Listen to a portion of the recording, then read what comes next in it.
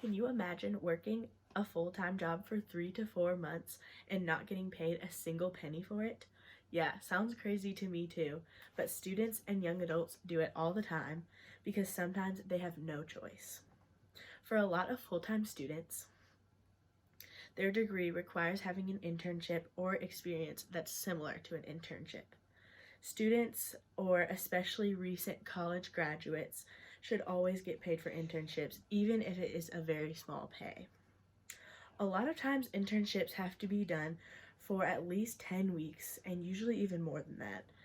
At North Greenville, doing a summer internship is also out of scholarship, and that means that you have to pay for the full class price, which is over $1,000 and very, very pricey. And that gives a very big reason for why internships should always be paid, especially if the student is fully independent and has to pay their own college tuition. If they're paying college tuition, the summer is a great time for them to be working full-time to raise money for that college tuition, and definitely not getting a job that doesn't pay at all, and therefore making them go into debt for college because they can't be paying for it from the money that they would be getting through the summer. Even if the student is not paying tuition or has their tuition fully funded by scholarships, they still usually have other expenses throughout the year. Taking on an internship that would basically be volunteering your time is simply not an option for the average college student or young adult. Taking an internship can be very beneficial for almost every major. And in an internship, you're typically taught basic skills in a desired field and then required to do a certain amount of work with these skills that you have learned.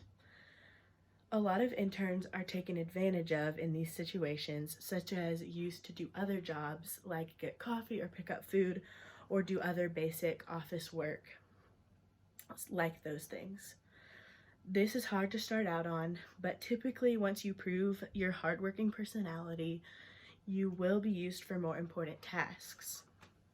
By the end of the internship, you will likely be a valued employee and possibly even be considered for a future position. This is definitely the ideal internship situation and definitely does not always work out this way. A lot of college students are looking for fun opportunities that will allow them to go to a new and exciting city that is probably far from home, and therefore they will have to find some type of living situation. In bigger cities, this is already very expensive and most definitely not affordable without a job. If you want the experiences to shape your career, then you need the resources to get you there. And working for free for 2 to 3 months is definitely not going to get you there.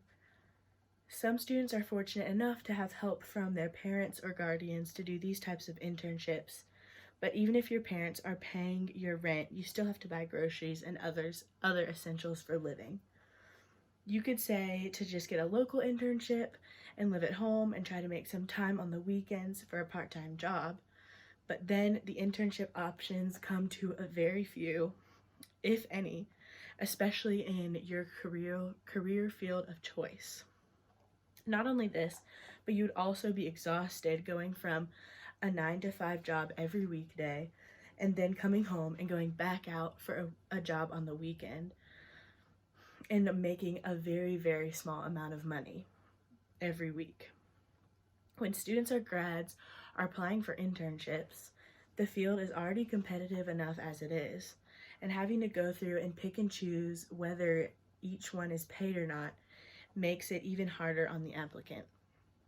If you cannot find a paid internship, I think that at least finding one that provides housing and maybe even a stipend for living should be included in that position if you can't get a paid internship. This is the very least that a company can do for an intern. When it comes down to it, interns should be paid just like any other employee because they are working and giving their time and labor. They are doing the company a service, therefore the company should pay them back for that service. It is a known fact that interns get paid the bare minimum, And that makes sense.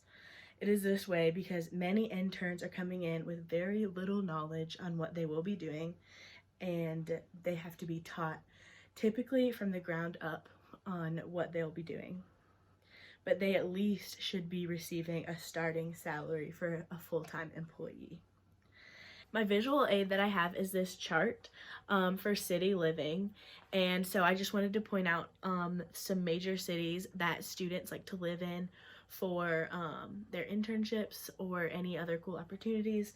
The biggest one I would say is New York City.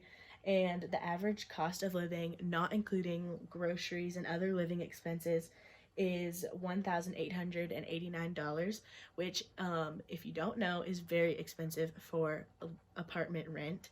And this is even for a very small studio apartment or even a shared space. And the same thing, except in Atlanta. And I kind of just chose Atlanta because it's close by, but still a bigger city. So changing up the atmosphere just a little bit. The average there is $1,058, which is still very, very high. And I personally would definitely choose New York City over Atlanta because you get a better city experience. But that's just my personal opinion. And then Charlotte's also close by city and still kind of gives you that cool city feel. Um, the average there is $965. And then in Southern California, the average is $1,156. And that definitely doesn't include other living expenses because living in California can be very, very expensive. But this is why it's very important to make sure that you're getting at least some type of pay or a stipend for living while you are working an internship or some type of summer job.